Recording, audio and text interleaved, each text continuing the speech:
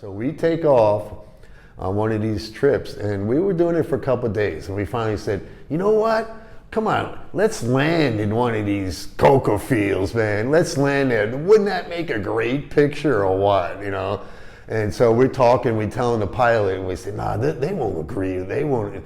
And the pilot says, okay, you want to land? Let's go land at the cocoa field. So we're flying around, and so they say, okay, here's a cocoa field, let's go land there. But first, the other helicopter has to land that has the soldiers, and they land first, and so they position, like these like 4 guys get out of the helicopters with their M16s and their guns, and they go to each corner of the field because they say, man, they shoot at you these fields. So, okay, so they're down there. All right, so now let's go land. So we go ahead and we land into this cocoa field, and oh man, it's incredible. So we get out, we start walking around, and half the field is like already harvested. So all the cocoa leaves were off, and the other half had the cocoa leaves that were still on there. So we're walking around there taking pictures and stuff, and you know, hey, let's try this out. We pick a leaf, and here we are, like the guys yelling, hurry up, man, let's go. You can't stay here long, man. These guys gonna come out and start shooting at us being on their cocoa field. So we go, all right, so let's take as many pictures as possible. We were taking all these pictures. Okay, let's go. And we run back to the helicopter and we take off. We go, man, that was great.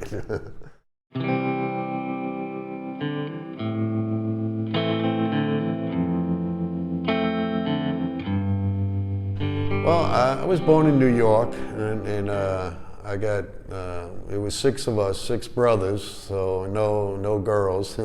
So we were very, you know, sports oriented. We played a lot of sports, grew up in New York, and, you know, so that, we used to go to the beach, you know, in the summer times. You know, it was pretty fun, you know, growing up in New York.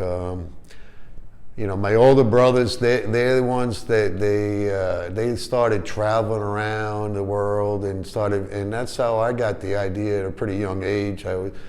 First time I came to Colombia, when actually I was only 15 years old, me and my friend, we hitchhiked from New York down to Texas to Mexico. And then once we got to Mexico, we got on a bus and we went all the way through Central America on a bus. I was 15 years old and he was 17, and we came to Colombia, and we eventually went all the way down to Peru, and we went into the jungles and to the Amazon, and then we came back to New York. It was like 3 months, so, you know, it was amazing. You know, it affected my life, you know, at such a young age that I was able to travel around like that, and it was a different era to travel. It wasn't, you know, so much now. You got to be careful where you go, and, you know, a lot of, I don't know, say more violence back then, maybe not, but I felt safe, and so it affected me a lot, and I wanted to do more travel, and that's why maybe I joined the military and get to travel around a lot too.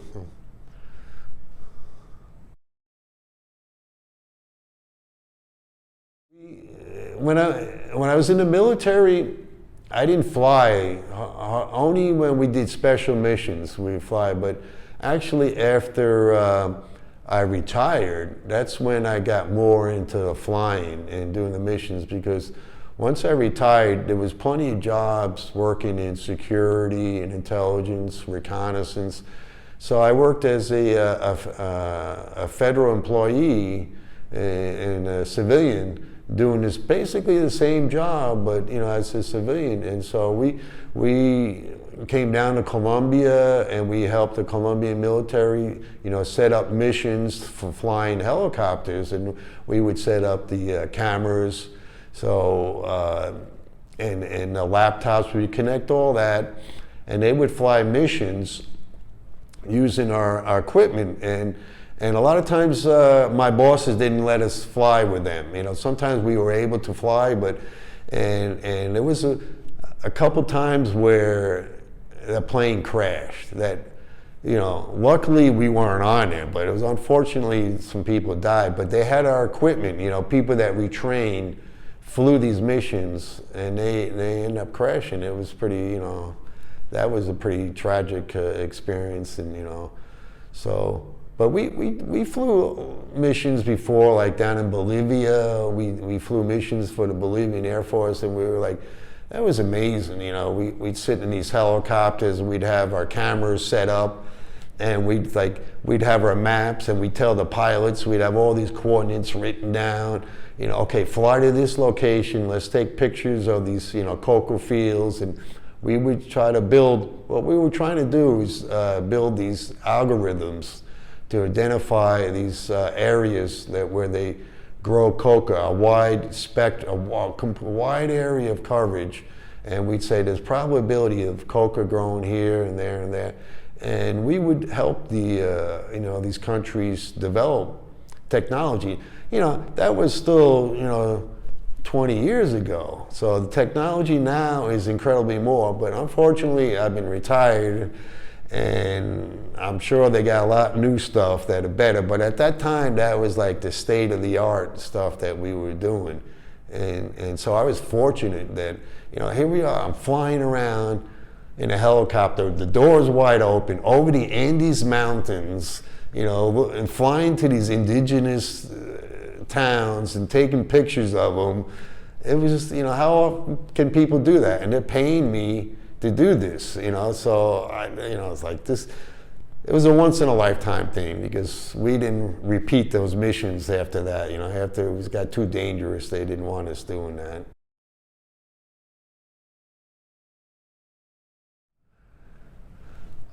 Actually, it's pretty good. I got no complaints.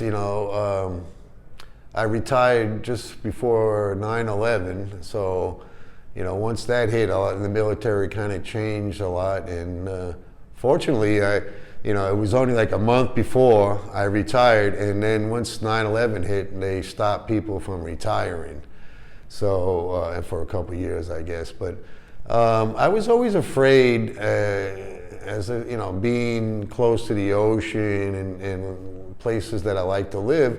In the military, they send you to places where you don't necessarily want to live there, but you have to go. So I was always afraid, like, I would end up in Nebraska or somewhere, in the United States in the middle of nowhere. But actually, I did 20 years, and I've had great places to live. I lived in Europe, England for 3 years. I lived in Hawaii for 6 years. And I also 5 years in Miami. So I've always had good places to live, and the job was good, very interesting, and so I had no complaints. But when it was time to retire after 20 years, I'm out, and I wanted to, find a place to relax and enjoy.